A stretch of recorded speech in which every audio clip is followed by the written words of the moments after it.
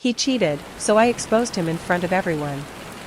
They say you just know when you meet your person. That there's a moment, quiet or electric, where time folds in on itself and every missed connection, every heartbreak, every almost love makes sense, because it all led to them. I wanted to believe that. I did believe it, the moment I met Drew. He walked into the office like he owned it, though he was technically the new guy. Marketing, transferred from the Chicago branch, recommendations so glowing they nearly set fire to HR's inbox.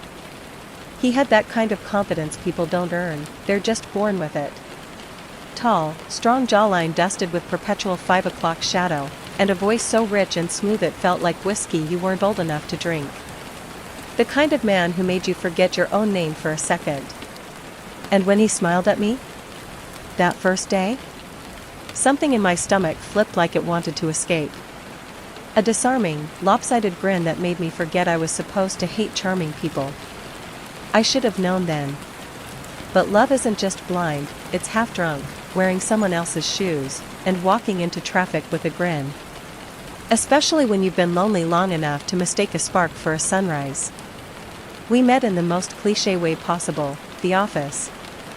He was fresh meat, I was seasoned, slightly overcooked product development. We weren't even supposed to work together. But fate, or poor project planning, put us on the same cross-functional team. It started with late-night brainstorming sessions. Shared playlists. Coffee runs where he remembered my order. Inside jokes no one else got. It was easy. Too easy. Our first date wasn't supposed to be a date. We stayed late, arguing over something dumb about a campaign pitch. It turned into pizza delivery, music echoing from his phone, and me laughing so hard at one of his ridiculous impressions that I actually snorted. He looked up at me like I had just given him a reason to believe in magic. That night, he walked me to my car. I told him he didn't need to. He said, "I know." And still, he stayed until I was inside, waving like some kind of rom-com boyfriend who knew the director was watching. That was Drew. 11 months blurred by. One day I woke up and realized we'd somehow slid into something real. He had a toothbrush at my place. I had a drawer at his. We were dog-sitting each other's pets.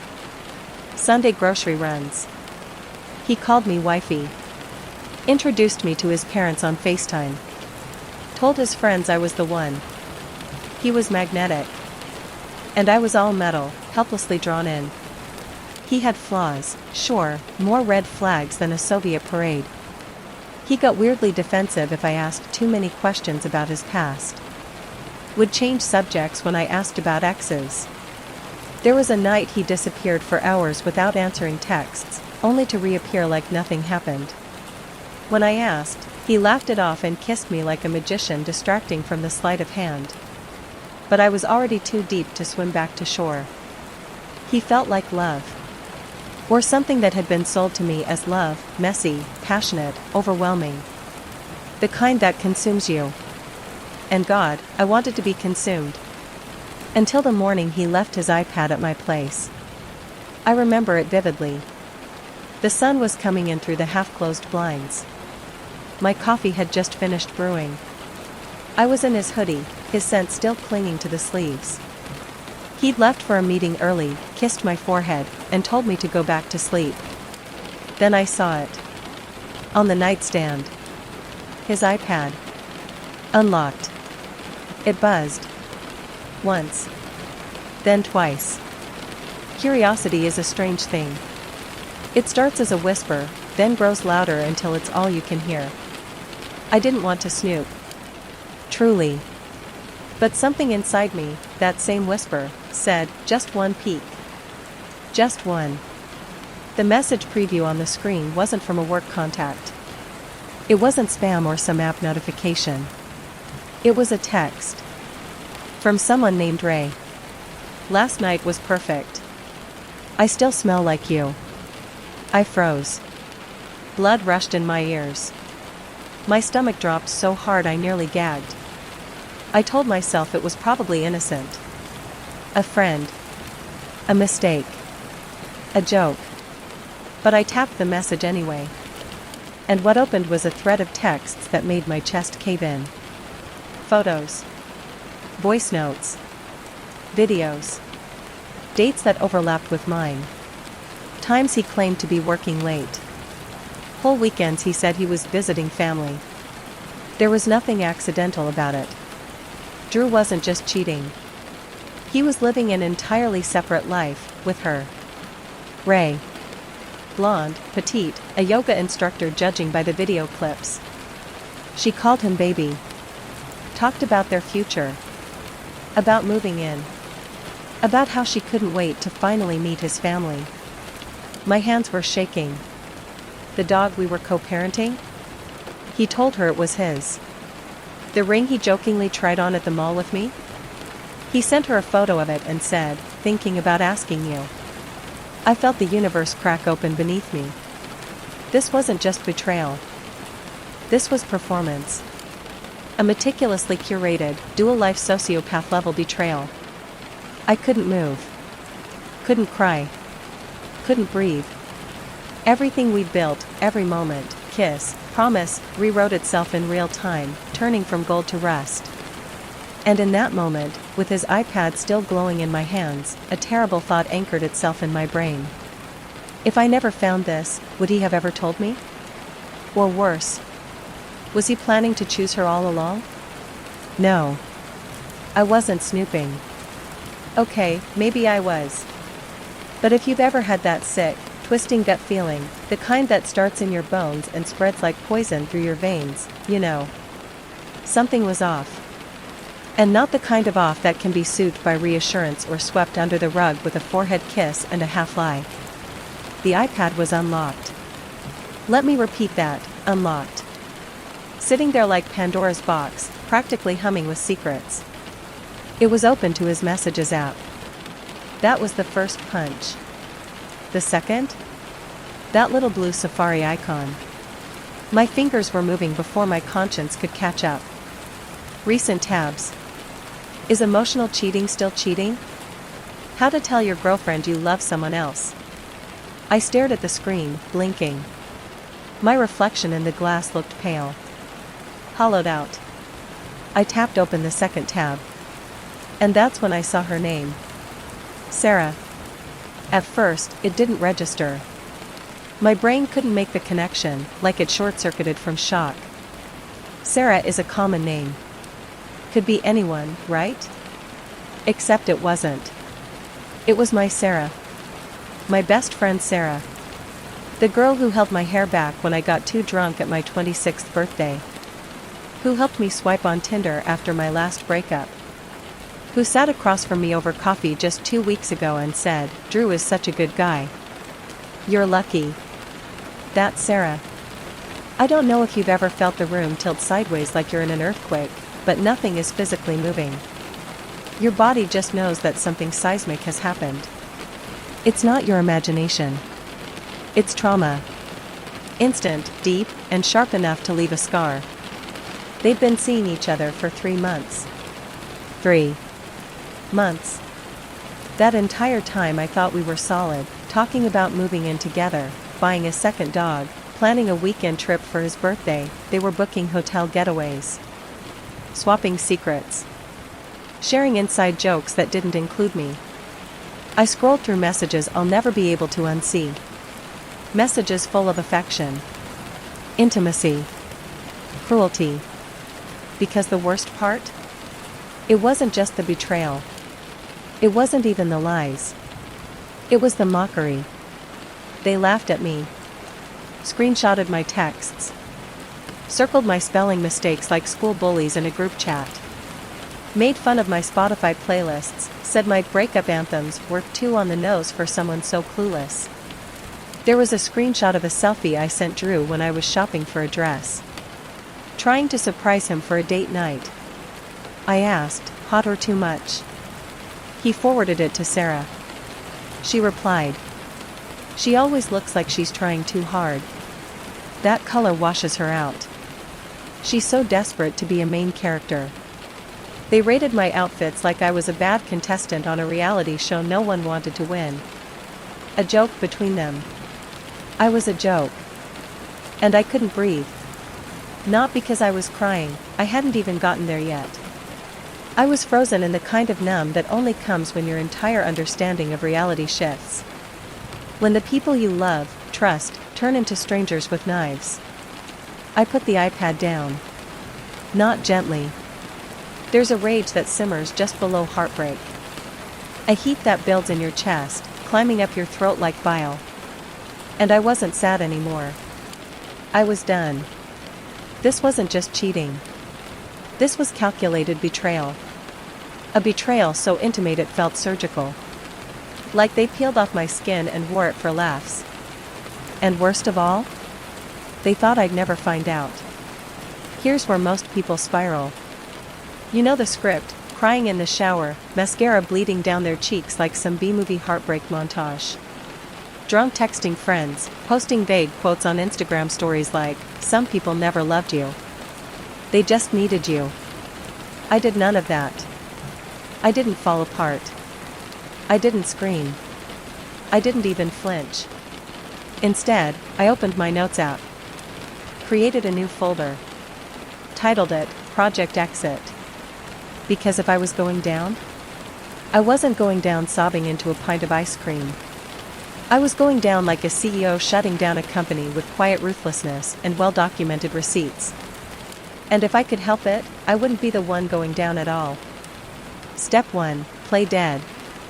I smiled. Kissed. Laughed at his jokes. Bought him coffee. Even sent Sarah a meme like everything was fine. Because pretending nothing was wrong gave me space. Space to observe. To listen. To gather. While they thought I was still their clueless little punchline, I was turning into their worst nightmare, a woman with evidence, time, and absolutely nothing left to lose. Step 2, collect. I didn't just take screenshots. I archived everything. Saved messages in 2 places. Uploaded videos to a hidden Google Drive.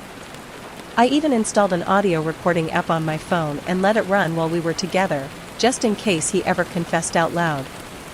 And the bookstore video? That was a masterpiece.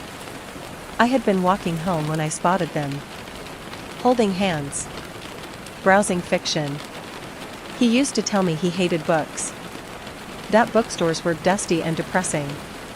But there he was, smiling like a man in love as she handed him a copy of The Secret History. I filmed them for 47 seconds from behind a shelf in self-help. Zoomed in. Captured his hand on her back. Captured her kiss on his cheek. That wasn't evidence. That was cinema. Step 3, leverage. Turns out Sarah's new roommate, Mia, was painfully sweet and hopelessly extroverted. It took one accidental brunch invite for us to bump into each other and get friendly. A few casual conversations later, Mia confided that Sarah never mentioned having a boyfriend. I smiled. Took a sip of my mimosa. Said, "Oh honey, she didn't?" Then I told her. Girl code activated. It was like flipping a switch. Mia went from brunch buddy to double agent in under 5 minutes. She started feeding me updates. Photos. Clues. Even let me know when Drew stayed over. Once, she texted me mid-weekend. "He's here." She told me he's a friend visiting from out of town. Girl. What do you want me to do? My reply was simple. Just watch. Because I wasn't done. Not even close. Step 4, strategy. There's something you need to know about me. I work in product development. Which means I build things. I test them. I break them. And when something doesn't serve its purpose, I redesign. That's what Project Exit was. Not revenge. Not destruction. Redesign. Of my life. Of the narrative. Of who I was letting stay in my orbit. But let's be clear, before I moved on, I wanted them to feel it. Just a little. Like a tap on the shoulder from karma. Like the first crack in a mirror before it shatters. So I started crafting my finale. Drew's birthday was going to be perfect. A big bash. Packed guest list. Coworkers, friends, college buddies. Even his mother flew in from Atlanta, clutching a homemade photo album and humming Stevie Wonder's "Happy Birthday" like it was her personal anthem. And me? I helped plan it all. Down to the last detail. Venue. Drinks. Cake flavor. And most importantly, the theme. Truth or dare. I know. Ironic, right? A little too on the nose, maybe. But nobody questioned it. Not even Drew. He thought it was fun, edgy. College throwback vibes, he said with a wink, clinking glasses with me like we were still in on the same joke. But I wasn't in on his joke. I was writing the punchline. The setup. He was glowing that night. The kind of glow only narcissists get when all eyes are on them. He wore the blazer I bought him last month. Kissed my cheek in front of everyone. Called me the love of his life in a toast that nearly made me snort into my rose. Sarah was there too. Of course she was. Playing the sweet friend role so well I half expected her to win an award. She hugged me. Complimented my dress. Her voice dripped with fake sugar, and underneath it, arsenic. Everyone was smiling. Laughing. Buzzing from champagne and flash photography. But at 9 p.m. sharp, I tapped my glass. The room hushed. "Can I say a few words about the birthday boy?" I asked sweetly, gripping my flute. Drew turned, smiling. Smug. He knew how adored he was. This was his moment, and he thought I was about to praise him like he was the second coming of Gatsby. "Of course," he said. "Go for it, babe." I stepped toward the projector. Held the remote. Took a breath. And clicked play. The footage. It started with a slow fade-in, Sarah and Drew. Caught in warm bookstore lighting. Kissing. Her hand on his chest. People murmured. Confused. Then came the audio. Crackling. Clear. She's so dumb, it's almost sad. Right? But she makes amazing coffee, so there's that. Laughter. Wait, look at this text. She spelled definitely with an A again. The room stilled. One woman gasped. Someone, maybe a coworker, dropped a glass. A man whispered, "Oh my God." Drew froze. Sarah went pale. I watched her eyes widen like she forgot how breathing worked. And then, chaos. His mother, burst into tears. She looked at him like he'd just set fire to their family Christmas tree. A full-body betrayal. Someone spilled red wine on the floor. People were pulling out their phones. Whispers turned into sharp words. Sarah bolted, heels clicking against the hardwood like a metronome counting down her social death. Drew chased her. I didn't move. I didn't need to. The exit. The screen faded to black. Silence settled like smoke. I set down the remote, raised my glass. To truth, I said, and smiled. And the people who can't handle it. Then I finished my champagne in one long, elegant sip. That was the last time I saw either of them in person. Word spread like wildfire. But I didn't fan the flames. I didn't have to. People talk. Screenshots circulate. Group chats light up. Whispers become conversations. And just like that, Drew became an inside joke at work, the cautionary tale with a fake smile and wandering hands. He got quiet fired. You know the type, no dramatic email, no cardboard box moment, just slowly erased. Projects reassigned. Emails ignored. Left off invites until one day his badge just stopped working. As for Sarah, her roommate kicked her out. Turns out betrayal doesn't vibe well with rent sharing. And those mutual friends who always said we were such a cute couple? Ghosted. Unfollowed. Vanished like smoke. Not because I asked. Because people know what loyalty looks like. And what it doesn't.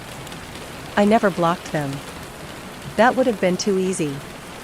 No, I let them watch. Every post. Every smile. Every soft, glowing piece of the new life they weren't invited into. The upgrade. Months passed. Seasons changed. My heart didn't just heal, it reinvented itself. I got a new job, senior level, dream team, passport heavy. A new guy, too. The kind who reads books without being forced. The kind who sees me as more than just a placeholder until someone shinier walks by. And then one night, standing on a rooftop in Berlin, I posted a selfie. Sunset. Lanyard around my neck. A glass of champagne in one hand, the city skyline in the other. No caption. Just the kind of energy you can't fake, peace. That's when Drew messaged me. I miss you. You really hurt me. I stared at the screen for a moment. Not angry. Not sad. Just amused. So I sent him one thing. A screenshot. Of his message to Sarah. The one where he rated my outfit 3 out of 10. I captioned it. Guess I upgraded. Then I blocked him. Not out of rage. Out of completion. The final note. Revenge doesn't always need to be loud. It doesn't have to end in fire. Sometimes, the best revenge is a quiet evolution.